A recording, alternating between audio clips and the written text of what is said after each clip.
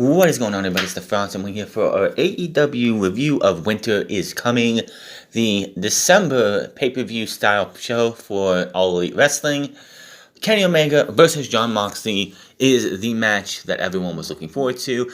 The biggest match, they billed it as the biggest match in AEW history, plus a huge debut of a wrestling legend that nobody, and I mean nobody, would have saw coming. Was it a great debut? Yes. And then, of course, we had Jericho versus Kazarian in the Diamond Ring Battle Royal with the same stipulation as last year. The final two will become the winners, and those guys will go on to face next week for that ring currently held by Maxwell Jacob Friedman, MJF. And that is where we start. This was a Battle Royal. We had Shawn Spears, Scorpio Sky, Wardlow, MJF, Sammy Guevara, Matt Hardy, Private Party, and so many other people. Some notable things in this, who were in this match: Sammy Guevara, MJF, and Wardlow stood outside of the ring to start the match. So did Shawn Spears, because, they're all heels. They did put a video out as we were getting ready to start this match, where it's like MJF is mentioning Brady and Michael Jordan winning back-to-back rings, and he says, "I'm going to do the same thing this year, but don't make a mistake. If either one of these two are against the opposite of the ring, in the opposite side of the ring when the match is over, I will be elated because this isn't just my ring, this is our ring." So there was that. So, one of the biggest talking points of this match is Miro. A lot of people have been complaining, whining, bitching, and complaining that Miro hasn't been used in their eyes as a top star, as a main eventer, as somebody who should be fighting for the AEW World Championship or whatever else they think he should be doing. Which, yes, Miro hasn't had the perfect booking since he started, but this was like Miro's match. He went out there and he tore a house. He was eliminating people left and right. Towards the end of the match, when it came down to the final, I think it was like 6, the final 6, because one was on the outside. We'll talk about that here in a second. It was the Inner Circle, Miro, Jungle Boy in the ring, and Orange Cassidy on the outside, because earlier Miro pulled him out, Miro walked out under the ring and beat him up outside, so he was left outside. So the 3 members of the Inner Circle attack Miro. He kicks off the two, Sammy Guevara and MJF. So him and Wardlow have themselves a hoss fight, and my goodness, that was a great spot right there. But Miro had at least, it felt like 5 or 6 eliminations in this match. He looked great. This was by far the best looking Miro has looked since he started in AEW. But in the end, those 3 guys beat up on Miro and sent him out. So it's down to Jungle Boy, Sammy Guevara, and Wardlow. Now, Jungle Boy fights with Sammy Guevara. And I was thinking going into this match that we're not going to have MJF be in the match next week. It's going to be somebody else and somebody else. I figured Sammy's going to be doing something and he's going to knock MJF off, screwing him out of the ring. But that's not what happened in this match. So Jungle Boy and Sammy Guevara are fighting on top of a turnbuckle. Jungle Boy is the one on the outside who could be falling out. MJF comes up, shoves both men. Both men fall out, and they have both been eliminated. MJF cost Sammy Guevara a chance to be in the match next week. Sammy Guevara is yelling at him. He comes up, he's like, "Man, what the fuck? I thought we were in this together." And MJF's like, "Dude, I was pushing him. You should have let go." Then, of course, Wardlow, he goes over to Wardlow, they high five and everything. He thinks they've won. It's just those two. Then Wardlow's like, "Wait, boss. Orange Cassidy wasn't eliminated." So, Orange Cassidy, Wardlow brings Orange Cassidy back in, looks to eliminate him. Orange Cassidy gets out of that and pushes Wardlow into MJF, who sends MJF over, but Wardlow's got the wherewithal to grab MJF, pulling him back in. When it all said and done, Wardlow gets eliminated, and next week it's MJF and Orange Cassidy for the ring. Now, I did put out on Parler, I said that I feel like Sammy Guevara is going to cost MJF the ring. He didn't cost him in this match, but that doesn't mean he's not going to cost him the ring. Backup plan for this for me is that he's going to come out to try and help MJF, and then MJF is going to get cost, and it's actually going to be Orange Cassidy winning the ring, or they'll just give it back to MJF for the hell of it, which I don't think they need to do that, and I don't know where they would go from there. But yeah, I see MJF losing the ring because of Sammy Guevara still. I could totally be wrong. Now, there was a part in this where the Dark Order were out. John Silver's, Alex Reynolds, all the other Dark Order out there. They were around the ring at a spot where, someone could get knocked out and they would pick them up. And that person happened to be Hangman Adam Page. And Hangman Adam Page was tossed or knocked into them. They were holding him up, and he's like, put me back, put me back, put me back. So they put him back up. He hits the buckshot lariat on, I believe, Mark Quinn. Isaiah Cassidy was actually eliminated earlier in the match by Matt Hardy, which I'm sure that would be brought up for those guys. And then, of course, he eventually gets eliminated. Again, Miro was the star of this match. It was the best he's looked since he's come into AEW. And, again, we have ourselves the winners for next week. If my phone work, I can actually continue on. So, Jericho, the best friends come out to celebrate. Miro then heads back out to the ring, and he's not happy at all. He and Sabian bark at the best friends as referees keep them back. Chris Jericho with Jake Hager and Ortiz versus Frankie Kazarian. I'm hoping everything's good with Santana because he was not here tonight, or at least I didn't see him anywhere. So, I don't know what's going on with him. So, this was a decent match. These guys went out there, they beat the shit out of each other. And the crowd, which 45-degree weather in Florida. No snow, none of that stuff, but it's still cold. They actually had heaters around the arena because they were outside. And not even 45-degree weather could stop the crowd from singing Judas. So good on them. But very, very bad looking flux capacitor by Frankie Kazarian towards the end of the match off the top rope, which is, of course, a modified from Spanish Fly, but it looked like he tried to do it and tried to rotate or something too much, and it just looked bad. Now, towards the end of the match, Jericho's in the Boston Crab, and Ortiz is getting up on the ring, trying, like, he's gonna hit Kazarian, cause a DQ, and Jericho is like, dude, get the fuck down, we don't need this, no, we don't want Jericho to lose that way, come on, man. Then Frankie Kazarian's pulling him away. MJF and Wardlow come out. MJF's got a towel, a white towel. He's going to throw in the towel on Jericho. Sammy Guevara comes from behind, grabs the towel. Him and MJF are yelling at each other, arguing. Jericho gets up. He sees Sammy with the towel, and he's like, Sammy, you were going to throw in the towel? Sammy's like, no, man, it was him. So Kazarian tries to get a roll up, a couple pins here, doesn't work. Judas Effect, 1, 2, 3. Jericho gets the win. The match was decent, like I said, nothing special, but it's what happened after the match. Because Sammy Guevara and MJF comes in, he's celebrating as if he helped win the match. They get back into the ring. Sammy gets up, he shoves him, they're shoving back and forth. Everything's breaking apart. And Jericho said, I'm enough of this shit. We're not having this. This is not what we planned. This is not what we do. So next week, we're going to have an ultimatum. You guys have 7 days to figure this out.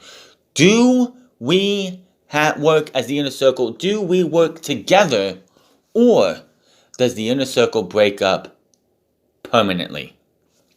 Whoa, what? You add MJF into your group. And you're already talking about breaking up already? Wow. I honestly don't see the Inner Circle breaking up just yet. That just seems like it's a little too easy. I could see them working together after Sammy Guevara challenges MJF to a match. They have a gentleman's agreement match, or whatever you want to go with. They have a match to settle their differences, and after that, they stay together for a while, and then they break up later. I don't know, but I just don't see this happening like that. It just seems like that's too easy. You have this powerful group that's been running roughshod since October of last year, and you're just gonna say, well, because the new version of us can't get along, it's either we work together or we break up. I just don't see this being. I just don't see them doing that. So, like, again, I think they're going to keep it together right now, but we'll have to wait and see. Oh my goodness. Someone trying to break into my Steam account again. I had to deal with that. So, let me see here. We move on. The Young Bucks are backstage, and then we're going to have the Hybrid 2 next week. Alex Marvez interviews them. Matt says they're going to be fighting champions, so if TH2 can beat them next week in a non-title match, they will receive a title shot. Then the acclaimed Max Caster and Anthony Bowens, who have been on Dark lately, tearing it up, winning tag team match after tag team match, come in, and Max Caster raps about Nick's in that book, making about fun of the cover, wondering if the rapping gimmick has been done before, aka John Cena back in 2002. They claim and tell the Bucks to maybe they should turn around. THQ attacks the brothers for a few moments before Christopher Daniels with a chair, and Frankie Kazarian show up to chase them off. Now, TH2 is going to definitely I don't know if they're going to win next week. I don't think a champion should be losing on national television, on TV, in a non-title match because they can. There's got to be another way. But the TH2 are definitely going to be getting the title shot. I do like the fact that Max Caster and Anthony Bowens are getting some TV time. They've been doing their thing on Dark, and now they're getting some TV time with the champs. That shows the faith, or that shows that AEW has promise in them. They see promise in the Acclaimed, or else they wouldn't be here. They wouldn't be going up against the Young Bucks yet. They wouldn't be seeing with the Young Bucks yet. So, interesting to see what happens with these guys. Backstage, Britt Baker talks about her Thunder Rosa doesn't belong in AEW. And then we go to Britt Baker with Rebel versus Layla Hirsch. I don't know when anyone sees in Britt Baker. She is just terrible. She sucks in the ring. She sucks on the mic. I don't get why they keep pushing this woman as if she's if she's the best damn thing in the land or something. She's not. She's okay at best. She needs to get better. She doesn't have enough reps to get that much better. And it's just, why do you keep, Layla Hirsch, I've only seen her a few times, and she is by far leagues better than Britt Baker will ever be. And you're gonna have Britt Baker go out there, be carried by Layla Hirsch, and have to put on the lockjaw to beat Layla Hirsch. Why would you not have somebody that makes Britt Baker look good and not outclass Britt Baker? Because Layla Hirsch outclassed and outworked Britt Baker for this match. Terrible match, terrible finish, lockjaw, Britt Baker wins, don't give a shit. After the match, though, and this is the only thing that saved this entire segment of this show right here. Thunder Rosa runs out from the crowd, swings away on Baker, beats the hell out of her for a minute. They're both throwing punches. Rebel gets into the ring, gets some cheap shots on Rosa, who's being held back by referees at this time. Layla Hirsch what comes from behind with a released German suplex, and the officials break it up some more. That is obviously where we're going soon. I do not believe it was announced for next week, no. So that is definitely where we're going for that. Darby Allin and Cody versus Arn Anderson versus Ricky Starks and Powerhouse Will Hobbs. This was a hell of a match. It's not. I can't even go over this match because what happens after it, I just can't. It's not. I want to go over the match, but it doesn't matter because what happens after is what matters more, and it's the biggest surprise in AEW's history. And nobody would have seen this coming. I mean, there were rumors and innuendos that maybe they're going to do something with this man. But Darby Allin gets the win after we got a Cody Cutter, as they call it. Okay. Then he tags in as Cody was going up top. He on the ropes. He tags Cody in, which how is that even a legal tag, mind you?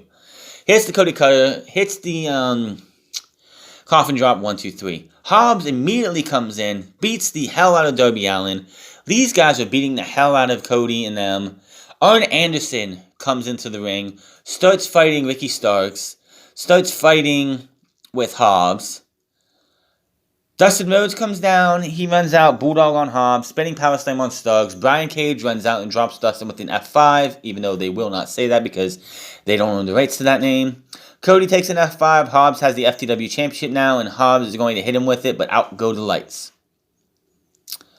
Then we hear some music playing in a video on the big screen. The show is called Winter is Coming, so what do we see? We see a snowy mountain in a wintry background. If you didn't know just from two things, the beat of the music when it first started in The Crow, who this was going to be, it was Sting. It says Sting. He walks out with a AEW shirt that says AEW with Sting, baseball bats, and his face paint, which, by the way, they have a sweater, jacket, and a hat as well with his likeness on it. Sting comes out with the baseball bat, face paint and all. They bailed. He walks up to Arn Anderson, looks at him for a moment, goes over to Dustin, looks at him, then goes to Cody. Sting gets up, makes his way over to Darby, and Darby gets right into his face for a much longer period of time. And you just see the look on both of them, like there's something, there's like a beef or something between those two. Sting then walks out, which, by the way, the entire time this is going on, that it's Winter is Coming, so we just see they had a snow machine or something, just snowing on the entrance ramp and everything. He does his woo a couple times, and then he leaves. Biggest moment in AEW to that point right there. It's like, how can you top this?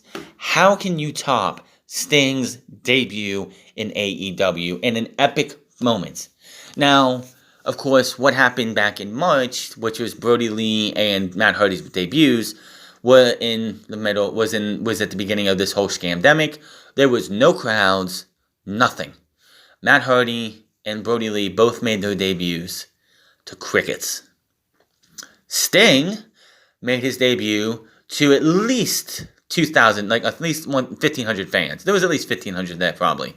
But you could tell the difference. Just go back and watch Brody Lee and Matt Hardy's debut with the quietness and nobody around and the dead silence.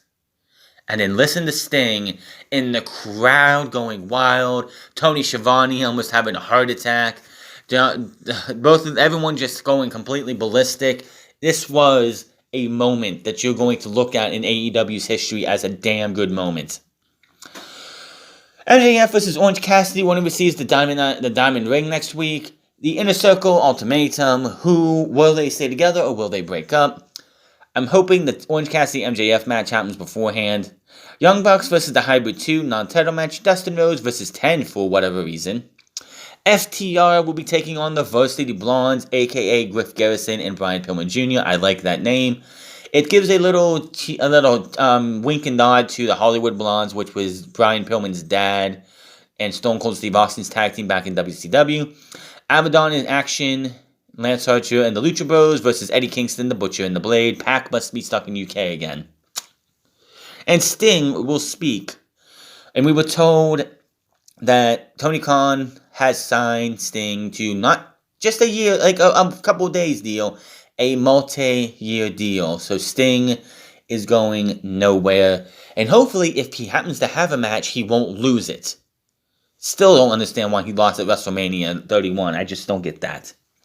Backstage, Alice Marquez is talking with Shida about Abaddon confronting her last week. She said, "What? I'm not scared. What are you talking about?"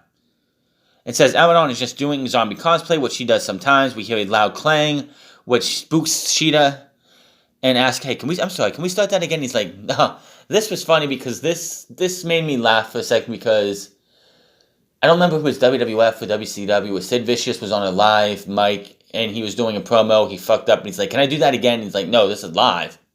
That made me. She's like, I gotta go, and walks away. So, Shida versus Abaddon is in the future. Could Abaddon be the one to beat Hikaru Shida? I don't know. Earlier today, Jon Moxley says today felt like a holiday. People showed up early, dressed up more in suits. Moxley thinks there's a little something extra in the air tonight. Says 2 years ago, this was an idea. And most people thought he was burned out and done with, wanted to write him off. Then what did I do? I took my hand and slapped the taste out of the wrestling, slapped the smile off the professional wrestling world. And says he and Omega are two best wrestlers in the world, and he stakes can't be higher. He continues, there is only one thing left to make, and that is everyone banana. Which apparently is a reference to Pat Patterson. I'm not sure exactly what that is. But rest in peace, Pat Patterson. He died earlier today. Don Callis is on commentary, and you got to think to yourself at this point. Okay. One time is something. It is okay. One time is okay. 2 times is a little fishy. I mean, why would Don Callis be here again? 1 time makes sense because that's just what AEW does. They give us those things here and there. But 2 times with one of the co-producers or co-whatevers of like management level people in AEW, just a little fishy here. So these two face off in the middle of the ring. This was a hell of a fight. We had a 60-minute time limit match. If this would have went past the 10 o'clock hour, they were going to stay there. We weren't going to have an overrun. And I thought that this match is too big to have a title change on Wednesday night. Just too big. No, we're not going to have a disqualification. We're not going to have a count out. We're not going to have any of that stuff. But somehow, someway, I think we're going to go to a 60-minute draw. And they're going to build and build and build. And then we're going to have a much bigger match at Revolution. This is the one downside of this match happening already when we still have 2 months to go before we get to Revolution. So, I didn't think we would have a winner tonight. I kind of figured we were going to have something else. But hey, I was wrong. We do have a winner. And the biggest thing about this match, the biggest thing towards the end of this match was Don Callis is on commentary. They're outside. Jon Moxley throws Kenny Omega, or I think he tries the paradigm shift or Death Rider or something into a heater. And Jon Moxley walks away. The referee comes over and is like, Doc. And brings the doctor over. And Don Callis, which the way you make this feel more real, and this is something that's happened before, is that you have somebody on commentary take off their headset. They did it. WWE did this back in the early 2000s, or during the Attitude Era, when they did the whole injury angle with China, where Jerry the King Lawler took his headset off and went up to the ring to make it look more real. Well, they did the same thing here with Don Callis. He gets his headsets off. He goes down. He checks on Kenny Omega, who has Doc and a bunch of referees around him. Moxley's like, oh, you know what? Fuck it. I've had enough of this. This guy pulled all this bullshit on me. He had somebody trying to attack me and take me out. So I'm going to go get him and end this. So he brings him in, starts laying in the heavy hits on the ground. Don Callis is up on the stage with a microphone. He's like, dude, he's hurt. He's hurt. He taps Jon Moxley on his back. John turns around, strikes him. Don Callis falls over, but the microphone ends up in Kenny Omega's hands. So the referee is distracted. Kenny whacks Jon Moxley in the head with the microphone. And then Jon Moxley gets Kenny Omega hits a couple more V-triggers.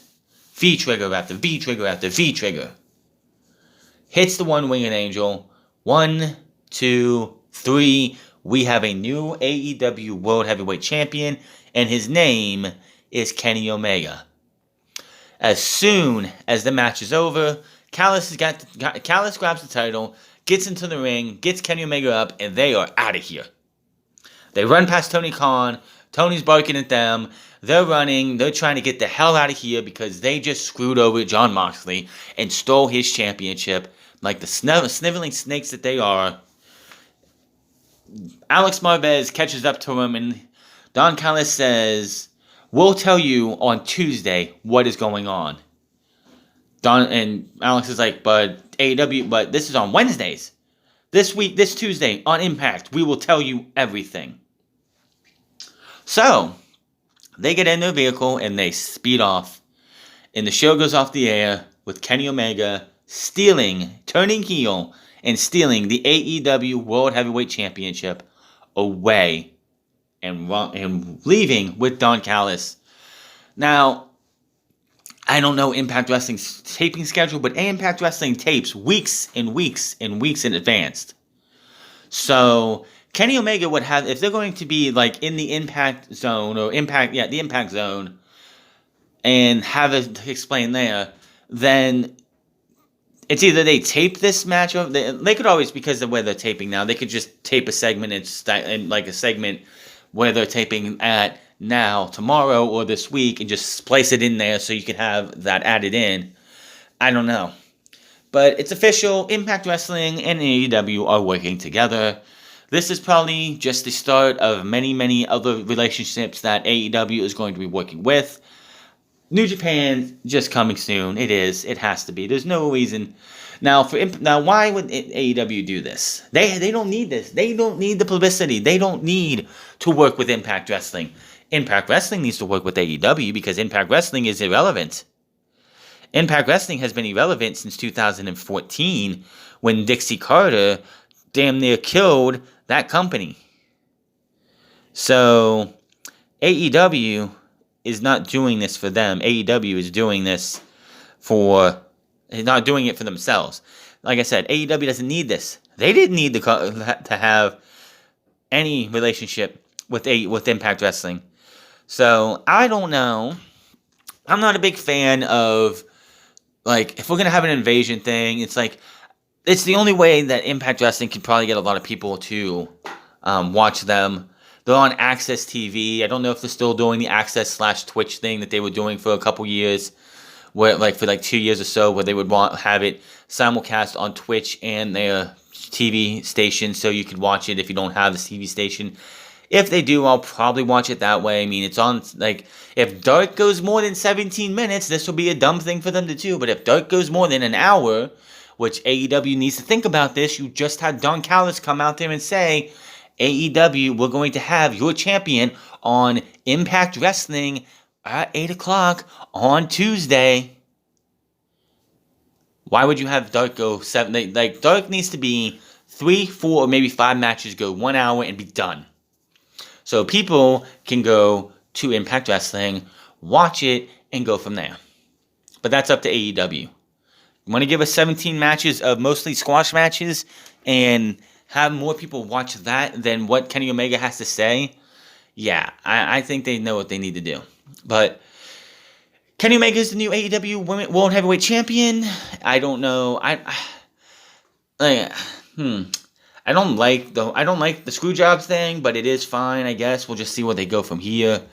AEW Winters Coming is done. It was okay. I mean, other than the world title match, the rest of the show really didn't feel like, when they did Fyter Fest, they did Fight for the Fallen and all that stuff, they felt a little bit more pay-per-view quality than this. Yes, they had the Sting debut, which is honestly the biggest thing that they have done. It's the biggest debut since Jon Moxley made his debut in May of last year. But that is your AEW when it was coming review. Hit that subscribe button. Comment down below. Like or dislike this video. Follow me on Parler at The France Club. Follow me on twitch.tv/The France Club. Follow me on Instagram at The France Club. And once again, fuck Twitter. And that is it. I will see you guys later.